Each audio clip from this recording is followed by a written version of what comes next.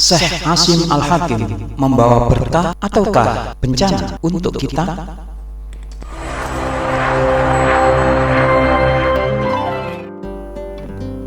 Assalamualaikum warahmatullahi wabarakatuh. Sahabat ngaji dipun yang baik, kali ini kita akan belajar terkait kehadiran Syekh Asim Al-Hakim yang menyentil jamaah Indonesia yang menyahut teriak takbir tidak menghormati masjid. Syekh Asim mengingatkan bid'ah membaca Al-Fatihah bukan ajaran Islam. Viral bid'ah baca Al-Fatihah sebelum acara.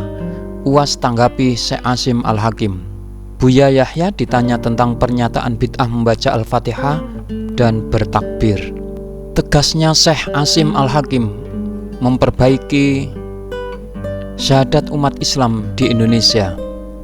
Di Masjid At-Tanwir, Syekh Asim Al-Hakim memberikan contoh respon terbaik umat Islam menanggapi Islamofobia. Siapa sebenarnya Syekh Asim Al-Hakim ini?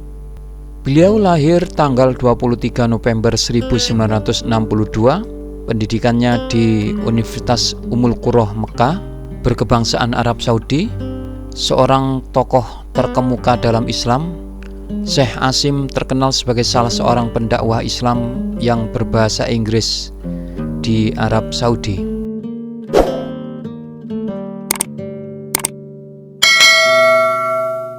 Sahabat ngaji dipun yang baik, terkait dengan perbedaan pendapat, kita akan membacakan hadis Nabi yang terkait dengan perbedaan pendapat. Diriwayatkan oleh Imam Bukhari, telah menceritakan kepada kami Abdullah bin Muhammad bin Asma, telah menceritakan kepada kami Juwairiyah bin Asma dari Nafi dari Ibnu Umar radhiyallahu an, ia berkata, Nabi Shallallahu alaihi wasallam bersabda ketika perang Al-Ahzab, janganlah seorang melaksanakan sholat asar kecuali di perkampungan Bani Quraidah.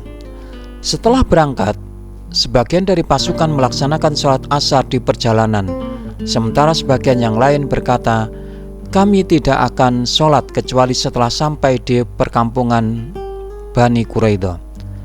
Sebagian yang lain beralasan, justru kita harus sholat karena maksud beliau bukan seperti itu. Setelah kejadian ini diberitahukan kepada Nabi Shallallahu alaihi wasallam, beliau tidak menyalahkan satu pihak pun.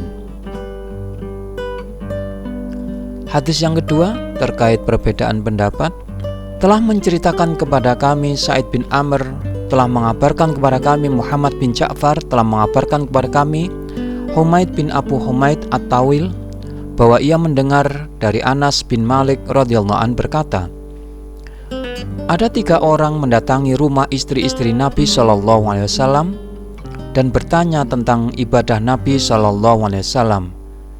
Dan setelah diberitakan kepada mereka, sepertinya mereka merasa hal itu masih sedikit bagi mereka.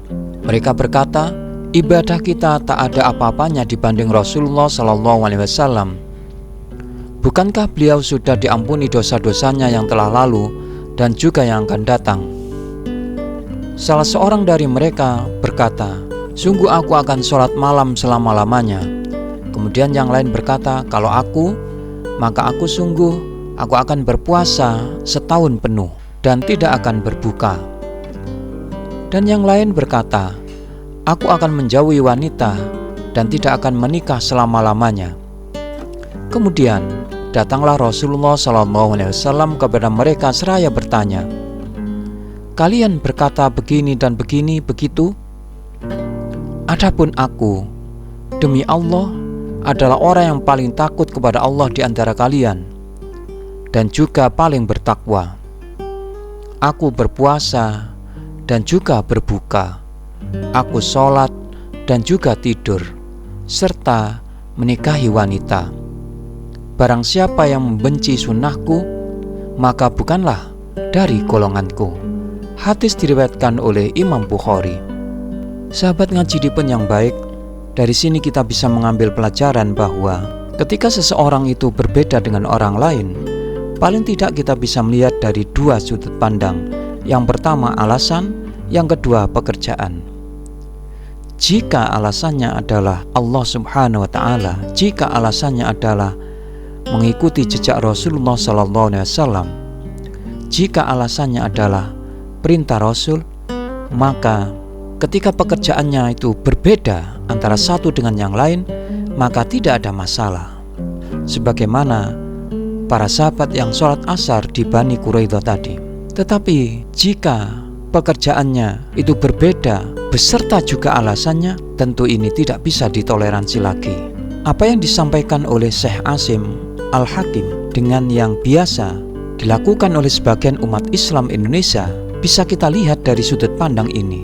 Apakah di antara kita berbeda niat, berbeda alasan ketika berbeda pekerjaan? Jika memang niat, alasan adalah sama-sama mencari ridha Allah, sama-sama mengikuti jejak Rasulullah, maka perbedaan pekerjaan yakin bagian dari rahmat, yakin akan mendapatkan balasan yang baik dari Allah Subhanahu wa Ta'ala.